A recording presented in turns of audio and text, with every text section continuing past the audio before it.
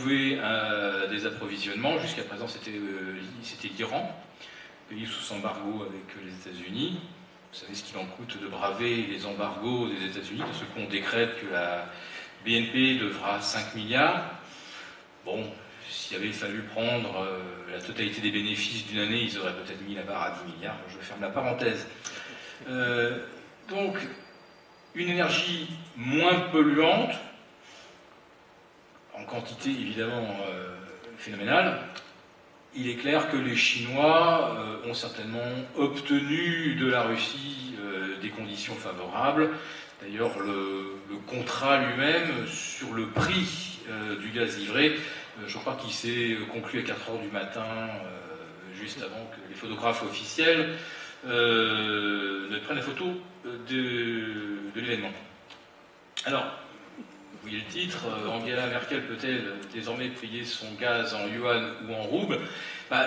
Évidemment, on n'envisage pas quand même que l'Allemagne, qui a renoncé au nucléaire, puisse supporter que M. Poutine se fâche pour de bon et ferme un peu le robinet.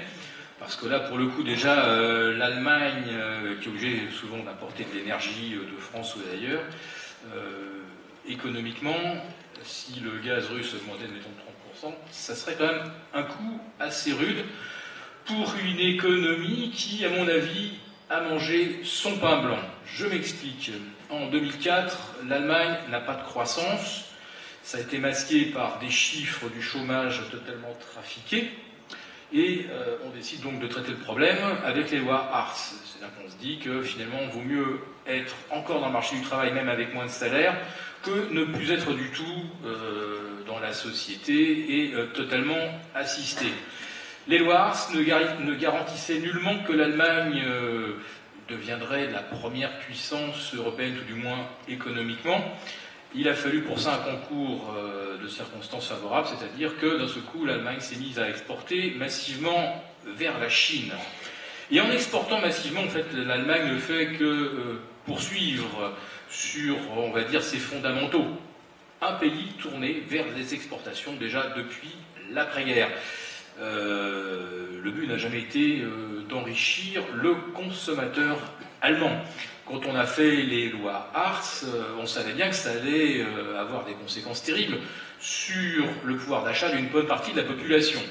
Bon, moins de pouvoir d'achat, en contrepartie, on va dire peut-être d'une dignité, celle d'appartenir au monde du travail en n'en étant pas totalement exclu. Donc l'Allemagne fait le choix de la non-consommation, exporte massivement, ça réussit, dégage des excédents de partout, et ces excédents ne s'en servent nullement pour alimenter la croissance chez ses voisins.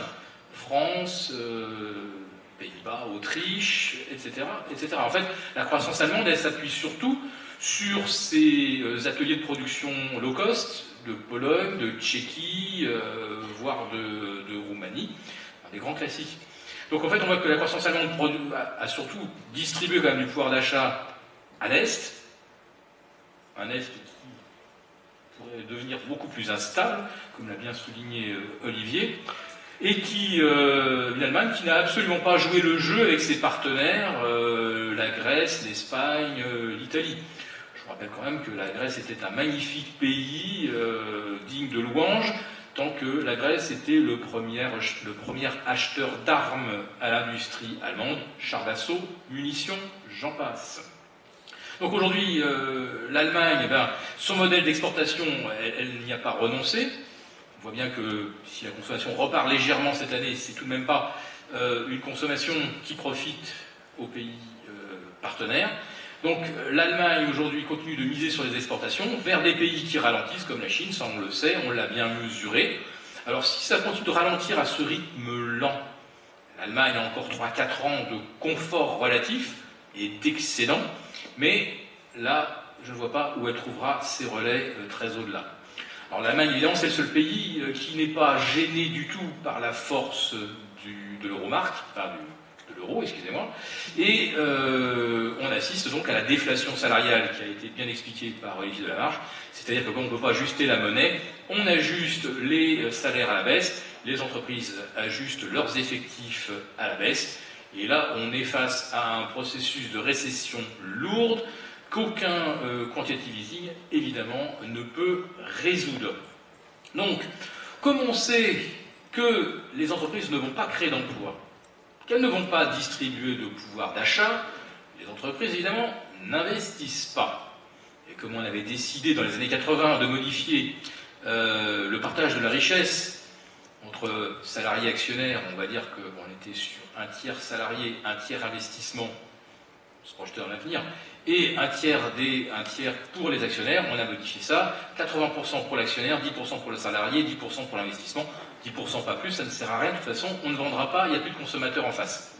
Donc tout cet argent s'en va sur les marchés, ça a été très bien décrit, pour former ce qu'on appelle une bulle, c'est-à-dire en fait une hausse d'actifs complètement décorrélée des fondamentaux. Cette bulle, elle a été particulièrement visible sur le Russell 2000, qui est la petite courbe rouge. Un Russell 2000 dont je rappelle que le record en 2007 était de 780, et on est donc monté à 1213 il y a moins d'un mois. Vous voyez un petit peu la progression des small et mid cap par rapport à un précédent sommet il y a donc 7 ans, et qui avait été atteint sur des hypothèses de croissance de 3%, on va dire de 2008 jusqu'à 2012, avec des entreprises dont le taux de progression de bénéfices était entre 13 et 17% contre 2 à 3 aujourd'hui. Donc oui, le Russell 2000, c'est vraiment la bulle, et là, on est rentré en territoire de correction. Comme on ne sait pas quoi faire de l'argent, on l'a réinjecté dans des marchés qui paraissaient un peu moins chers, c'est-à-dire par exemple le DAX qui avait beaucoup baissé en début d'année, qui est revenu faire un record historique il y a une semaine. Moi je l'ai shooté à 9008, le DAX, sûrement une erreur, peut-être qu'il ira à 10 000, j'en sais rien. Mais en tout cas aujourd'hui, le DAX il est quand même revenu sur une zone où il plafonne, mais où il se maintient. Il se maintient. Parce que ce qu'on a retiré des biotech, des nanotech et des sociétés spécialisées dans les réseaux, on a donc consolidé avec des valeurs plus sûres, du Google, du Apple, etc. Donc, grosso modo, le marché est stable.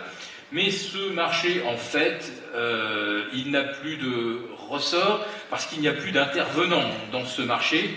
Il est entre 3 ou 4 mains, entre 3 ou 4 super robots qui maintiennent les cours et qui arbitrent de façon à ce que tout reste à l'équilibre en attendant qu'on reconnaisse qu'effectivement rien n'était à l'équilibre parce que tout est complètement décorrélé de la réalité économique, mais aussi de la réalité géopolitique, parce qu'il y a 2 mois de cela, vous montriez un pneu qui flambe à la frontière ukrainienne et vous aviez les marchés qui perdaient 2%. Aujourd'hui, vous pouvez aligner 15 cadavres, les bottes comme ça. Si on ne les filme pas, eh ben, le marché, il n'a évidemment peur de rien, il n'y a plus rien. La crise ukrainienne n'existe plus, il n'y a plus de danger géopolitique. Il suffit juste de couper les caméras. Et pour l'économie réelle, il suffit aussi juste de couper les caméras. On ne filme plus l'inflation, on ne filme plus la baisse des salaires, on ne filme plus les plans sociaux, et on vous annonce que l'économie va très bien.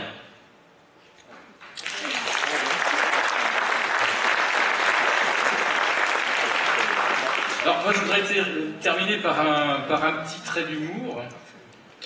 Un petit trait d'humour, parce que ça fait déjà quelques années que j'essaie d'un petit peu de résumer ou d'imager dans quelle réalité économique les banques centrales nous ont plongé. J'ai l'impression que tous nos gérants, traders, allocataires de fonds, ils se retrouvent un peu comme des consommateurs lambda, poussant leur caddie dans une drôle de halle aux fruits et légumes, administrée par les banques centrales. Au premier des rangs, on trouve la Fed et bien sûr la Banque centrale du Japon, la Banque d'Angleterre. Mais voilà, c'est un curieux supermarché qui est réservé aux acheteurs professionnels. Et les banques centrales ont fermé les caisses et les issues de secours depuis mars 2009 en injectant de la fausse monnaie, des billets de Monopoly. Alors pour l'instant, pour nos professionnels, la seule possibilité, c'est de déambuler indéfiniment entre les rayons sans avoir jamais l'opportunité de se diriger avec juste le strict nécessaire vers la sortie. quitte à revenir plus tard pour profiter des promotions. Alors pour agrémenter le séjour forcé au supermarché, la Fed, ou la Banque centrale du Japon, distribue des bons d'achat toutes les heures, ces fameuses nouvelles liquidités, ces 100 milliards par mois, ces 50 milliards par mois, par-ci par-là, et ce qui provoque bien sûr mécaniquement la flambée des prix à l'étalage. Le nombre de produits à acheter étant fini, quand on distribue des bons d'achat, les prix flambent. Et les gérants, eux, ils sont payés par leur hiérarchie pour remplir copieusement leur caddie, en sélectionnant les pommes les plus rondes, les meilleures dettes, les tomates les plus rouges, les meilleures actions, quel qu'en soit le prix. Mais il arrive fatalement le moment où il ne reste plus que des produits de troisième choix, une fois qu'on a pris les plus belles pommes et les plus belles tomates. Le troisième choix, ce sont les junk bonds. Aujourd'hui, on est sur des niveaux de rendement sur les junk bonds qui est inférieur à ce qu'on avait au sommet de la bulle de 2007. Une entreprise complètement pourrie, une municipalité complètement pourrie aux États-Unis, Porto Rico. Le niveau de dette aujourd'hui, le niveau qu'on paye, c'est moins qu'en 2007 quand tout allait bien. Bref, une fois qu'on a acheté le troisième choix, il ne reste plus qu'à acheter ce qui reste éventuellement des small caps. Mais le plus important reste évidemment d'acheter quelque chose parce qu'on est payé pour ça, on est programmé psychologiquement pour ça. Mais à mesure que les heures et les jours défilent, les produits frais qui sont entassés dans le caddie se périment inexorablement. Et pendant ce temps-là, en dehors du supermarché, il commence à y avoir des pénuries de tout, d'investissements, de salaires, de prestations sociales. Mais les banques centrales, elles, maintiennent les caisses de sortie fermées et continuent d'injecter ces fameux bons d'achat. Et si la BCE s'y met, évidemment, ça sera pire. Et le contenu des caddies, à mon avis, commence à moisir. Quelques gérants sensés, et qui ont comme chacun de nous du monde à l'extérieur, se demandent, il n'y aurait pas quand même un moyen de sortir en douce, quitte à laisser le caddie plein et n'emporter que les quelques pommes et tomates encore comestibles. Pour filer la métaphore, nous voici parvenus, depuis octobre dernier, au point où les étals sont vides et les prix des produits au firmament. C'est pourquoi il n'y a plus de transactions, plus de produits à vendre, mais des prix astronomiques. Les caddies sont maintenant pleins à ras-bord de produits devenus invendables dans le monde réel, même à quelques centimes le kilo. Mais tant que les banques centrales n'ont pas rouvert les caisses, la valeur théorique de chaque caddie est de plusieurs milliers d'euros. Les champignons de Paris se négocient au prix de la truffe, le plomb a été transformé en or.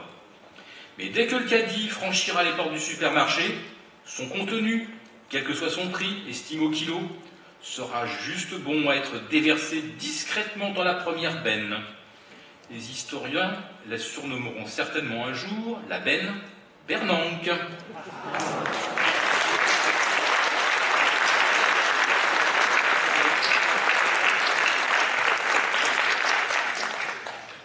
Merci à chacun de nos intervenants. Alors ce qu'on va faire maintenant, c'est qu'on va faire une petite session de questions-réponses de 10 minutes pour ensuite enchaîner avec la partie suivante.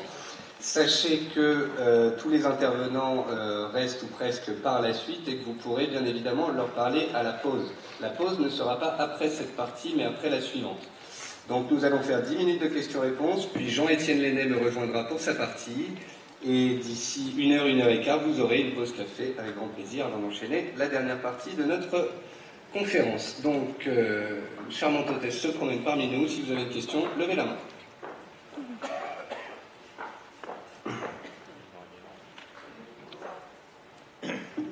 Oh, bonjour. Bon, je balaye tous les...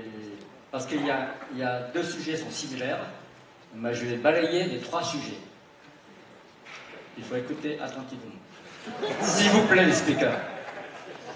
Première question. Vous parlez tout à l'heure de la Fed et le Banque centrale européenne. Si la Fed tombe, est-ce qu'il influence le BCE? La trajectoire va changer ou non? Après le 25 mai, si Draghi, je l'ai dit tout ce matin, que Draghi c'est un très bon économiste, mais s'il va changer le Parti socialiste, celui allemand, certainement il sera réélu, parce qu'il est très bon politicien. Parce qu'il veut que l'Europe baisse le salaire du SMIC. C'est pour cette raison que je reviens au QE. Première question. Deuxième question. Je complète le sujet de l'Ukraine. Parce qu'actuellement, la crise de l'Ukraine peut menacer l'économie américaine. Est-il un impact dans quelques mois ou dans un an? Troisième question. Je complète le sujet sur la Chine. Parce que la Chine, actuellement, c'est-à-dire qu'il maîtrise bien tous les pays de Géorgie, c'est-à-dire la colonie de la Russie, l'ancienne Russie. Si la Chine veut quelque chose, la Russie cède. Sinon, c'est pour cette raison que je vous ai dit tout à l'heure que dans le pays du côté de la colonie russe, Géorgie, comment ça s'appelle, les 4 pays là. Voilà. Pas Crimée, je ne parle pas d'Ukraine, je parle des autres. Parce qu'actuellement, la Chine a beaucoup de marchés, ils ont utilisé les yuan. Ils n'utilisent pas le dollar, ils utilisent le yuan. Et quel impact sur l'économie russe et l'économie américaine? Alors, il y a 3 questions, donc on va essayer d'y aller doucement et pas trop long. Premier sujet, est-ce que si la Fed lâche, il y a un rapport avec les autres banques centrales? Bien évidemment, c'est la plus grosse banque centrale du monde. Le jour où la Fed explose, il n'y a plus de système monétaire international. Et on pourra dire ce qu'on veut, une autre monnaie c'est très compliqué pour l'instant, l'euro n'aura pas sa légitimité, le yuan est trop petit et l'or est bien trop petit. Donc sur tout ce qui se dit sur ces sujets-là, voilà, ce ne sera pas évident de trouver une autre monnaie. Ensuite, les élections européennes me concernant, je dirais que de toute façon ça n'aura aucune incidence sur la politique monétaire de la BCE. Donc c'est pour ça que toutes les questions qu'on me pose à ce sujet-là ces derniers temps, pour moi, ça n'a aucune implication de court terme. Après,